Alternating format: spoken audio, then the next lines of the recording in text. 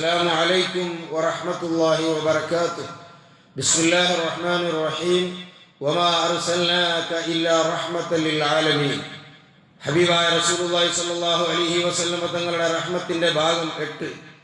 ബഹുമാനപ്പെട്ട നബി സല്ലല്ലാഹു അലൈഹി വസല്ലമ തങ്ങളുടെ അടുത്തേക്ക് ഒരാൾ വരുന്നു. അദ്ദേഹം വന്ന് പറയുകയാണ്, ഓ നബിയെ, നമ്മുടെ നാട്ടിൽ ഒരു ബുസ്റ എന്ന് പറയുന്ന ഒരു ഗ്രാമമുണ്ട്.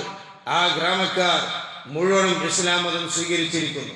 അതിൻ്റെ കാരണം ഞാൻ അവരോടൊരു വാക്ക് പറഞ്ഞിരുന്നു, അവരുടെ സമാധാനത്തിന് വേണ്ടി നിങ്ങൾ നല്ല സംസ്കാരത്തിലേക്ക് വന്നാൽ പരിശുദ്ധ ഇസ്ലാമിൻ്റെ ആശയ ആദർശങ്ങൾ പരിപൂർണമായി അവലംബിച്ച് ജീവിക്കുകയാണെങ്കിൽ അല്ലാഹു സുബ്ഹാനഹു വ തആല നിങ്ങൾക്ക് റിസ്ക് വിശാലത ചെയ്യും എന്ന് ഞാൻ അവരോടൊരു വാക്ക് പറഞ്ഞിരുന്നു.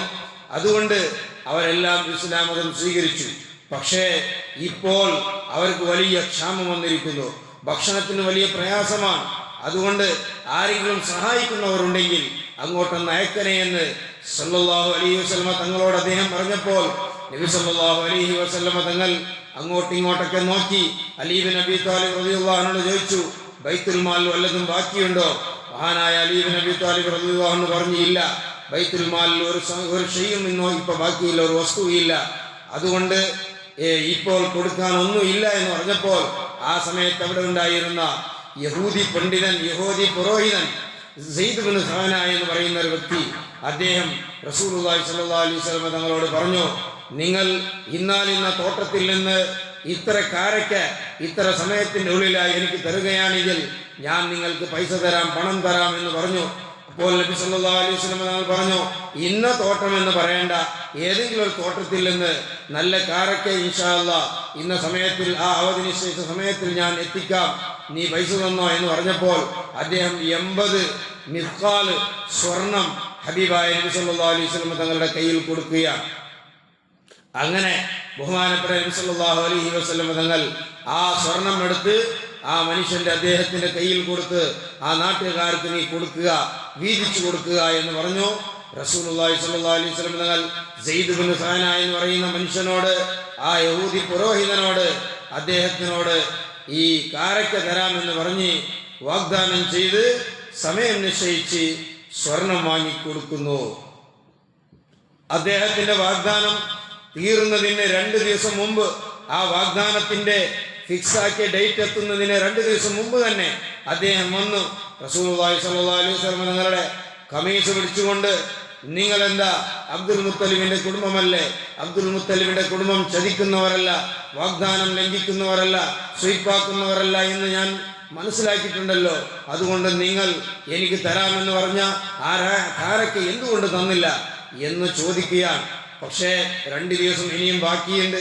അതിൻ്റെ ശേഷം കൊടുത്തില്ലെങ്കിൽ അദ്ദേഹത്തിന് ചോദിക്കാനുള്ള അവകാശമുള്ളൂ. പക്ഷേ അദ്ദേഹം 2 ദിവസം മുമ്പ് വന്ന് തന്നെ നബി സല്ലല്ലാഹു അലൈഹി വസല്ലം തങ്ങളോട് വളരെ ഒരു അപമര്യാദയോടുകൂടി, ഒരു അതമില്ലാത്ത രൂപത്തിൽ, മര്യാദയില്ലാത്ത രൂപത്തിൽ ചോദിക്കുമ്പോൾ അടുത്ത് ഉമർ ഇബ്നുൽ ഖത്താബ് റളിയല്ലാഹു അൻഹു ഉണ്ട്. ഉമർ റളിയല്ലാഹു അൻഹു കണ്ണിനിങ്ങനെ ഉരുട്ടി നോക്കുന്നുണ്ട്. അവസാനം തടയാൻ കഴിയാതെ, എന്താ നീ ചെയ്യുന്നത്? ഹബീബായ നബി സല്ലല്ലാഹു അലൈഹി വസല്ലം തങ്ങളോട് ഒരു അപമര്യാദയായി പ്രവർത്തിക്കുകയാണോ, പെരുമാറുകയാണോ എന്ന് അദ്ദേഹത്തോട് ചൂടായി ചോദിക്കുന്നു. പക്ഷേ ഹബീബായ നബി സല്ലല്ലാഹു അലൈഹി വസല്ലം തങ്ങളോട് ഉള്ളത് കൊണ്ട് ഉമർ ഇബ്നുൽ ഖത്താബ് റളിയല്ലാഹു അൻഹു ഒന്നും ചെയ്തില്ല. അല്ലെങ്കിൽ ഉമർ ഇബ്നുൽ ഖത്താബ് റളിയല്ലാഹു അൻഹു വാളിന്റെ അടിയിലായിരുന്നു, അദ്ദേഹത്തിന്റെ തല ആ രൂപത്തിലാണ് ബഹുമാനപ്പെട്ട ഉമർ റളിയല്ലാഹു അൻഹു സംസാരിച്ചത്. ആ സമയത്ത് റഹ്മത്തുല്ലിൽ ആലമീൻ തൻ്റെ മുമ്പിൽ വരുന്ന അക്രമിയാണെങ്കിലും ശത്രുവാണെങ്കിലും അവരോടൊക്കെ കരുണയെ മാത്രം ഹബീബായ നബി സല്ലല്ലാഹു അലൈഹി വസല്ലം കാണിച്ചിട്ടുള്ളൂ. അങ്ങനെയല്ല നബി സല്ലല്ലാഹു അലൈഹി വസല്ലം ഉമർ ഇബ്നുൽ ഖത്താബ് റളിയല്ലാഹു അൻഹുവോട് പറയുകയാണ്, ഇല്ല, നിനക്ക് സംസാരിക്കാൻ ഇന്ന് അവകാശമില്ല, ഞാനും അയാളും നോക്കിക്കോളാം എന്ന് പറഞ്ഞ് ഉമർ റളിയല്ലാഹു അൻഹുവോട് പറഞ്ഞു, അദ്ദേഹത്തെ കൂട്ടിക്കൊണ്ടുപോ, അവിടെ പോയിട്ടത് ആ കാരക്കയുണ്ട്, ആ കാരക്ക നീ അദ്ദേഹത്തിന് കൊടുക്കണം എന്ന് മാത്രമല്ല ഒരു 20 സ്വാഴ് ജാസ്തി കൊടുക്കണമെന്ന് പറഞ്ഞു. അത് കടം വാങ്ങിയാൽ തിരിച്ചു കൊടുക്കുമ്പോൾ വാങ്ങിയവൻ സ്വന്തം ഇഷ്ടപ്രകാരം ഒരു നന്ദി എന്ന നിലയ്ക്ക് കുറച്ചും കൂടി ജാസ്തി കൊടുക്കൽ സുന്നത്താണ്. അതേസമയത്ത് കടം കൊടുത്തവൻ കണ്ടീഷനാക്കാൻ പാടില്ല, എനിക്ക് ജാസ്തി തരണം എന്ന് പറഞ്ഞ് അത് വട്ടിയായി പോകും. അതേസമയത്ത് കടം വാങ്ങിയവൻ അൽഹംദുലില്ലാഹ് എനിക്ക് കടം തന്നല്ലോ എന്ന് വിചാരിച്ചുകൊണ്ട് ഒരു നന്ദിയായിട്ട് കുറച്ചും കൂടി ഉണ്ടെങ്കിൽ ജാസ്തി കൊടുക്കൽ സുന്നത്താണ്. അതുകൊണ്ട് റസൂലുള്ളാഹി സ്വല്ലല്ലാഹു അലൈഹി വസല്ലം കുറച്ചും കൂടി ജാസ്തി കൊടുക്കാൻ വേണ്ടി പറഞ്ഞു. ആ സമയത്ത് ഉമറുൽ ഖത്താബ് റളിയല്ലാഹു അൻഹു അദ്ദേഹത്തെ കൈപിടിച്ച് കൂട്ടിക്കൊണ്ടുപോയി. അങ്ങനെ അദ്ദേഹത്തിന് കൊടുക്കാനുള്ള കാരക്ക കൊടുത്തു. ഒരു 20 സ്വാ കൂടുതലും കൊടുത്തപ്പോ ആ സയ്യിദ് ഇബ്നു സഅന പറയുകയാണ്, എന്താ 20 സ്വാ ജാസ്തി? അപ്പോൾ ബഹുമാനപ്പെട്ട ഉമറുൽ ഖത്താബ് റളിയല്ലാഹു അൻഹു പറയുന്നു, അത് എന്നോട് എൻ്റെ ഹബീബ് നബി സല്ലല്ലാഹു അലൈഹി വസല്ലം തങ്ങൾ പറഞ്ഞതാണ്. 2 കാരണമുണ്ടതിന്. ഒന്ന്, കൊടുക്കുന്ന സമയത്ത് കുറച്ചും കൂടി ജാസ്തി കൊടുക്കൽ അത് നല്ല സ്വഭാവമാണ് എന്ന് റസൂലുള്ളാഹി സ്വല്ലല്ലാഹു അലൈഹി വസല്ലം തങ്ങൾ പറഞ്ഞിട്ടുണ്ട്. മറ്റൊന്ന്, ഞാൻ നിന്നെ കണ്ണുരുട്ടി പേടിപ്പിച്ചല്ലോ, അതിന് ഒരു പരിഹാരം. ഒരിക്കലും അങ്ങനെ ചെയ്തുകൂടാ. ഒരു ശത്രുവാണെങ്കിൽ പോലും ഒരു കണ്ണുരുട്ടി പോലും പേടിപ്പിച്ചുകൂടാ എന്നാണ് ഹബീബായ നബി സല്ലല്ലാഹു അലൈഹി വസല്ലം തങ്ങൾ ലോകത്തോട് പഠിപ്പിച്ച മാതൃക.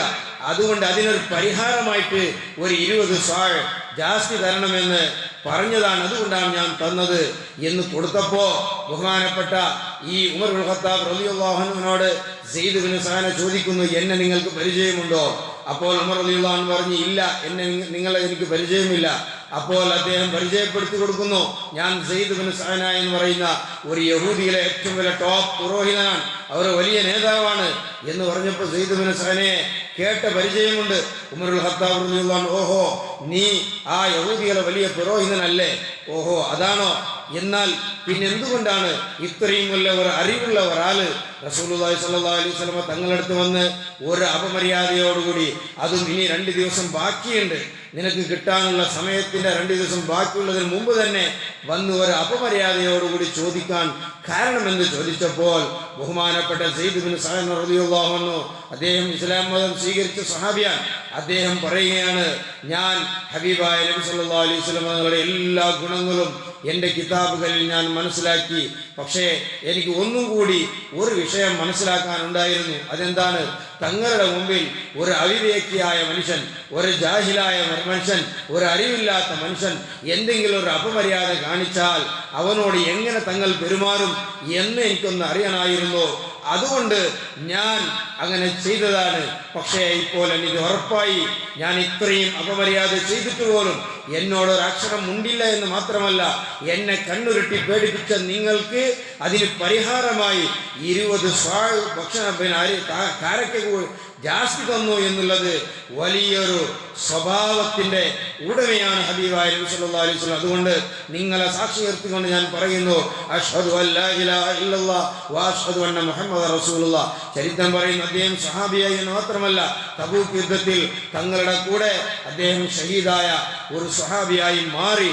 ഇതാണ് ഹബീബായ നബി സല്ലല്ലാഹു അലൈഹി വസല്ലം തങ്ങൾ ശത്രുക്കളുടെ മുമ്പിലും അതുപോലെ തന്നെ എതിർക്കാൻ വേണ്ടി തൻ്റെ മുമ്പിൽ എന്തെങ്കിലും അപമര്യാദ കാണിച്ചവരുടെ മുമ്പിൽ തങ്ങളുടെ പെരുമാറ്റം, തങ്ങളുടെ സ്വഭാവം, ആരെങ്കിലും ഞങ്ങളെ ബഹുമാനിച്ചില്ല എന്ന് വിചാരിച്ച്, അല്ലെങ്കിൽ ഞങ്ങൾ എന്തെങ്കിലും അപമര്യാദ കാണിച്ചു എന്ന് വിചാരിച്ച് അവരെ ശപിക്കുകയോ അല്ലെങ്കിൽ അവരെ അട്ടിപൊടിക്കുകയോ ചെയ്യുന്ന സ്വഭാവം അല്ലായിരുന്നു സയ്യിദുനാ ഹബീബായ റസൂലുള്ളാഹി സ്വല്ലല്ലാഹു അലൈഹി വസല്ലം തങ്ങളുടെ സ്വഭാവം. ഇതാണ് വമാ അർസൽനാക ഇല്ലാ റഹ്മത്തൽ ലിൽ ആലമീൻ. അല്ലാഹു നമുക്ക് ആ തങ്ങളുടെ ശഫാഅത്ത് ഈ ദുനിയാവിലും ആഖിറത്തിലും നൽകി അനുഗ്രഹിക്കട്ടെ. വൽഹംദുലില്ലാഹി റബ്ബിൽ ആലമീൻ. അസ്സലാമു അലൈക്കും വറഹ്മത്തുള്ളാഹി വബറകാതുഹു.